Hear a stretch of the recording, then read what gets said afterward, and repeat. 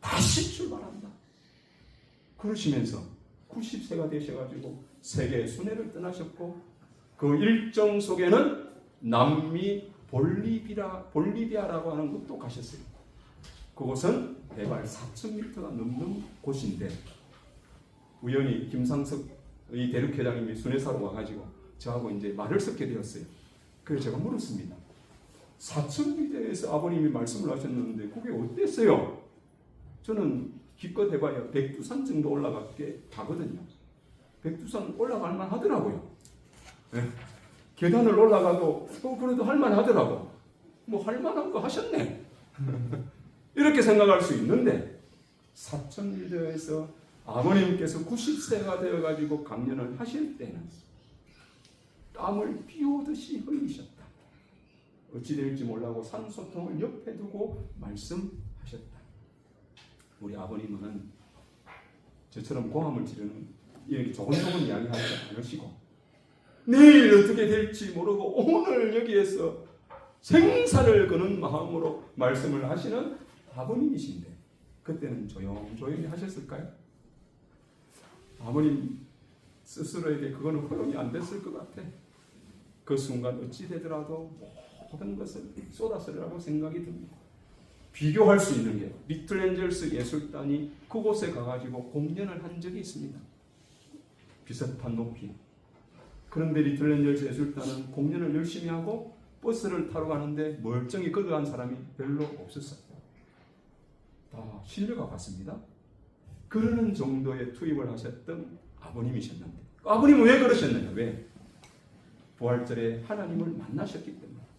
어머님께서도 17세에 참 부모라고 하는 이 길을 내가 갈 때 내 대에 반드시 하늘 부모님의 뜻을 내가 이루어드리겠다고 하는 그 결심이 왜 일어났어요? 하늘 부모님을 만났다는 거 아닙니까?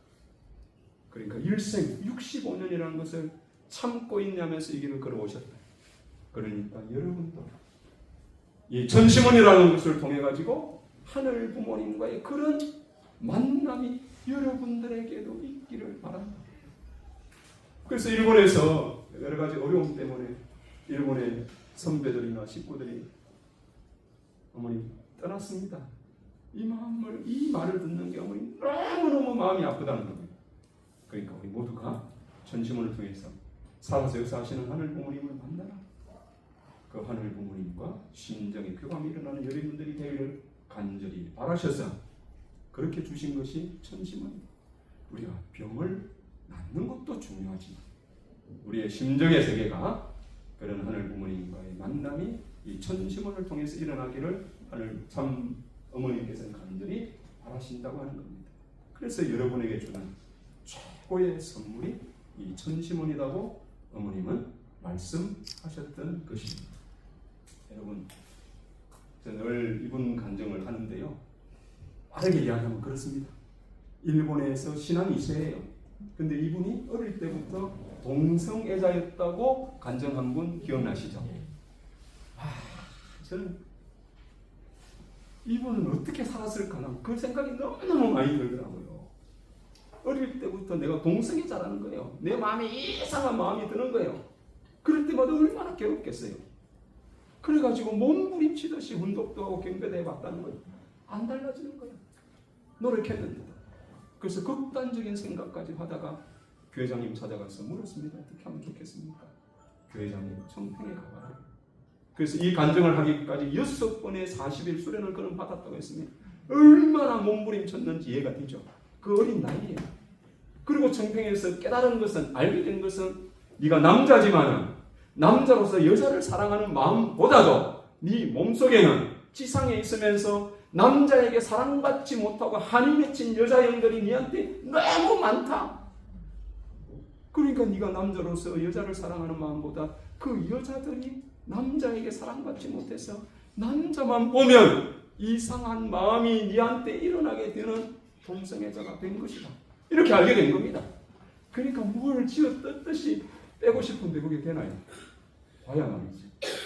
그러니까 이분은 몸부림치는 삶을 살았습니다. 저하고 영성 동기생이라서 같이 수련을 받으니까 가까이에서 이분을 봤어요. 그리고 이분은 어느 날 천심원에서 기도를 하다가 하늘로부터 음성을 들은 거 아닙니까? 네 소원이 뭐냐? 그래서 이분이 처음에는 이 동성애로부터 제가 벗어나는 거요 이렇게 이야기했습니다.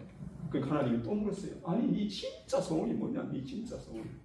이분은 내가 동성애라고 하는 이상한 감정에 빠진 사람이니 하나님의 자녀가 나는 될 수 없어 이렇게 생각했던 이분이었던 것 같습니다. 그래서 다시 물으시는 하나님의 물음 앞에 하나님의 자녀가 되는 거예요. 그렇게 말하니 하늘 부모님께서 나는 안다. 네가 얼마나 나를 간절히 찾았는지 나는 네 안다. 그리고 너는 내 소중한 아들이다.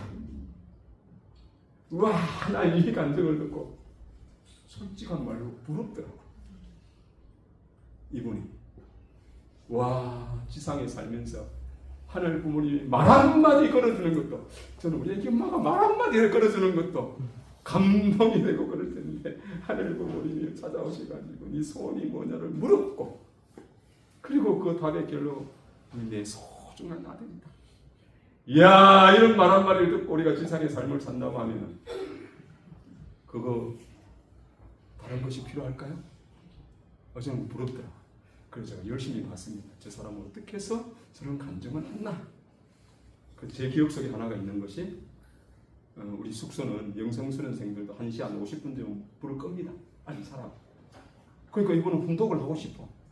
그리고 어디에 가느냐 하면은 계단에 불이 다 꺼져도 딱 하나가 켜져 있어요. 무슨 불? 비상등. 비상등이 켜져 있는 거예요. 거기다가 책을 이렇게 빼놓고 2시간 넘었는데도 보고 있더라고요. 그럼 그렇지. 그렇게 간절히 몸부림치니까 하늘이 응답하는 것이지. 저처럼 뭐 잘 거 다 잡고 먹을 거 다 먹고 이렇게 편하게 가는 사람이 뭘 하늘이 나타나겠느냐고요. 오늘 여기 있는 마상교 식구님도 간절히 뭔가를 바라는 내용이 있다고 하면 이분처럼 간절하게 매달리는 여러분이 된다고 하면 하늘 부모님은 반드시 응답하십니다. 아줍니까?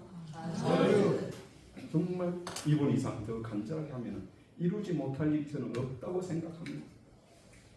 제 이야기도 좀 하겠습니다. 제 이야기도. 부족한 사람이지만 저는 이 이야기 하라고 순회사를 보냈다고 생각하고 제 이야기를 합니다.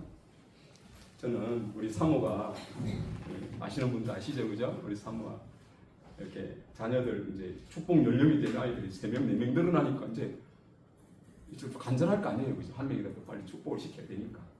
원혼을 하는데 어느 날 우리 사모가 저한테 그러는 거예요. 아빠, 애들이 아빠 때문에 축복 안 받고 싶다고 그러네. 그렇게 이야기하는 거예요. 아버님이 저 선배들을 간증하고 그럴 때 우리 아이들이요 아빠 같은 사람하고 축복 받고 싶대요 이렇게 이야기하면 엄마 부모님이 너무 기분이 좋아지고 아니 더 해봐라 그렇게 그런 이야기를 듣고 싶었는데 하필이면 저는 저 때문에 우리 애들이 축복을 안 받고 싶다고 하는 이야기를 우리 애기 엄마한테 들은 겁니다. 허우대는 멀쩡히 생겨갖고 그죠? 아이들이 저를 볼 때는 그랬다는 겁니다. 그런데요, 사실은 더 문제가 있습니다. 더 문제. 사람이 인격이 부족하고 좀 덜 성숙되면 나를 향해서 저렇게 말하는 것을 귀담아 잘 들을까요? 특히나 애기 엄마가 그렇게 이야기하면 그거 잘 들으니? 남편이 잘 들을까요? 어떻습니까? 잘 들을까요? 말은 안 하지만 여러분들의 표정은 이거죠, 그죠? 대놓고 말은 못하겠지만 저도 역시 우리 애기 엄마가 저 말을 저에게 저가 문제가 많다고 하는 것을 지금 전달해주고 있는데도 불구하고 그게 제가 받아들일 수 없는 거예요. 저는 어떻다고? 문제가 없거든. 저는 문제가 없는 사람이야. 저는 아이들에게 있잖아요. 아이들을 너무너무 사랑하니까 잘 가라고 말씀도 전하고 야단을 치더라도 아이들이 잘 되라고 그러는 것이지. 응? 내가 나쁜 어떤 뜻을 두고 하는 것이 아니라 나는 문제가 없어. 저런 이야기를 들어야 될 내가 아니야. 제가 이렇게 생각한 거예요. 딱 그렇게 생각하고 있었어요. 그럼 저 이야기를 왜 듣게 된 거예요? 누가 잘못해갖고? 내가 잘못한 것이 아니라 누가 잘못해가지고? 내 옆에 있는 분이 잘못해가지고.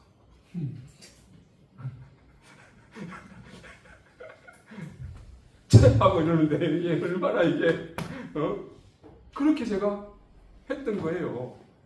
그래서 제가 우리 애기 엄마한테 뭐라고 이야기했냐면, 그래 엄마, 엄마는 애들한테 그 이야기 듣고 뭐라고 이야기했어요?